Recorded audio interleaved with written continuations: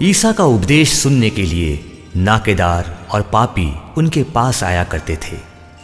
फरीसी और शास्त्री यह कहते हुए भुनभुनाते थे, यह मनुष्य पापियों का स्वागत करता है और उनके साथ खाता पीता है।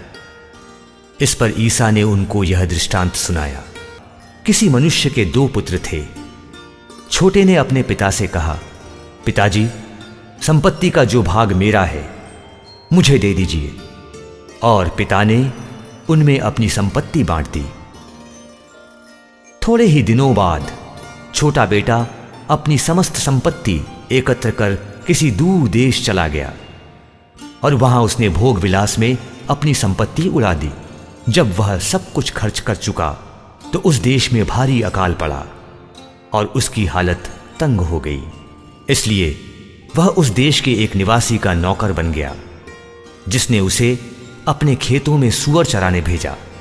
जो फलियां सूअर खाते थे उन्हीं से वह अपना पेट भरना चाहता था, लेकिन कोई उसे उनमें से कुछ नहीं देता था।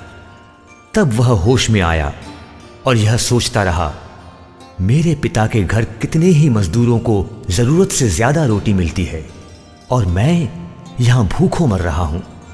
मैं उठकर अपने पिता के पास जाऊंगा और उनसे कहूंगा, पिताजी, मैंने स्वर्ग के विरुद्ध और आपके प्रति पाप किया है। मैं आपका पुत्र कहलाने योग्य नहीं रहा। मुझे अपने मजदूरों में से एक जैसा रख लीजिए। तब वह उठकर अपने पिता के घर की ओर चल पड़ा। वह दूर ही था कि उसके पिता ने उसे देख लिया और दया से द्रवित हो उठा। उसने दौड़कर उसे गले लगा लिया और उसका चुंबन किया। तब पुत्र ने उससे कहा, पिताजी, मैंने स्वर्ग के विरुद्ध और आपके प्रति पाप किया है। मैं आपका पुत्र कहलाने योग्य नहीं रहा।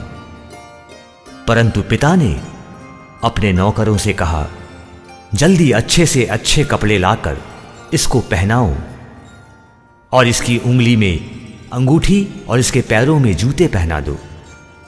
मोटा बछड़ा भी लाकर मारो, हम खाएं और आनंद मनाएं, क्योंकि मेरा यह बेटा मर गया था और फिर जी गया है, यह खो गया था और फिर मिल गया है।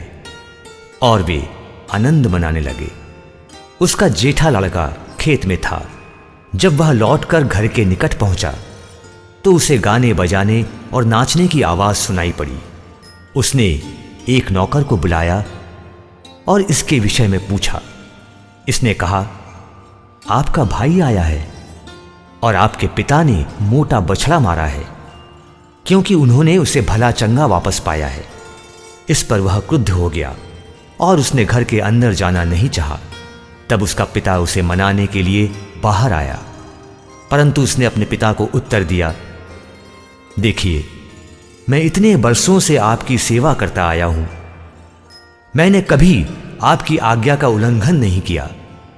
फिर भी आपने कभी मुझे बकरी का बच्चा तक नहीं दिया, ताकि मैं अपने मित्रों के साथ आनंद मनाऊं। पर जैसे ही आपका यह बेटा आया, जिसने वेश्याओं के पीछे आपकी संपत्ति उड़ा दी है, आपने उसके लिए मोटा बछड़ा मार डाला है। इस पर पिता ने उससे कहा, बेटा, तुम तो सदा मेरे साथ रहते हो और जो कुछ मेरा है वह तुम्हारा है, परंतु आनंद मनाना और उल्लसित होना उचित ही था, क्योंकि तुम्हारा यह भाई मर गया था और फिर जी गया है, यह खो गया था और फिर मिल गया है।